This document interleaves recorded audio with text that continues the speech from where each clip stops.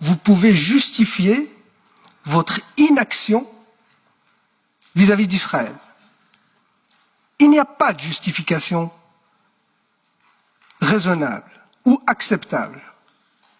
Si le critère est la violation du droit de l'homme, Israël est champion en violation des droits humains. Si le critère est le droit international, Israël le viole quotidiennement. Et vous avez parlé de l'accord du gouvernement, vous nous dites que s'il y a une politique d'annexion, de ci, de ça, mais elle est déjà en place, cette politique. Combien il y a de résolutions à l'ONU contre l'État d'Israël, condamnant Israël pour violation du droit international? Vous avez une idée? Il y en a plus de 70 résolutions qui condamnent Israël. Il vous faut combien? 80? 90? 70, c'est pas assez? Quel autre pays a 70 résolutions qui le condamnent? Et vous attendez encore qu'il y a une violation du droit international. Mais cette violation, elle existe depuis des années, depuis des décennies. La seule justification à votre réponse et à votre inaction, qui est honteuse pour votre gouvernement, c'est que vous n'osez pas attaquer Israël. Vous avez peur des Israéliens, vous avez peur des Américains qui sont l'allié inconditionnel d'Israël et qui imposent leur vision du monde et vous ne faites que suivre cette vision du monde. Parce que si c'est les valeurs que vous défendez à tour de bras et partout, dans tous les plateaux télé, si c'est ces valeurs-là qui vous animent, mais ces valeurs-là n'existent plus pour les Palestiniens. Ils sont violés au quotidien. Et vous ne bougez pas le petit doigt. Ça, c'est la réalité. Cette hypocrisie est inacceptable. Elle est honteuse. Et je ne comprends pas comment votre gouvernement peut la justifier. Assassiner des journalistes, c'est déjà fait.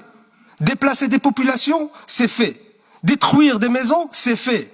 Bombarder, tuer des enfants, des femmes, c'est fait. Qu'est-ce qu'il vous faut de plus? Et vous ne ferez rien. Même si Israël fait exactement ce que vous prévoyez dans votre accord de gouvernement, ça veut dire une nouvelle annexion ou une nouvelle violation du droit international, vous ne ferez rien.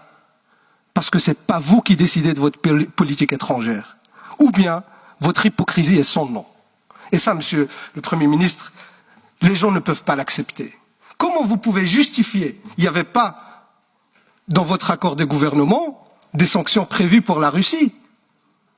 Mais quand la Russie a violé le droit international, vous avez pris des décisions.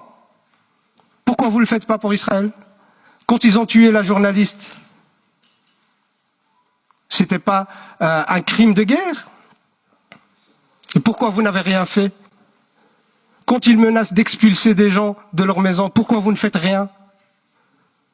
Quand ils détruisent des installations qui sont construites par des aides belges, par des ONG belges, vous ne dites rien. Vous vous taisez dans toutes les langues. Et ça, monsieur le Premier ministre, c'est insupportable. C'est inacceptable. Vous n'avez aucune justification pour cette politique hypocrite de 2 poids 2 mesures. Alors, monsieur le Premier ministre, dites-moi, parce que vous dites que vous avez réagi, quelles sanctions ont été prises contre Israël? Le Premier a déjà répondu. Non, quelles sanctions? Non, il a dit que la Belgique a réagi. Quelle sanction a été prise contre Israël?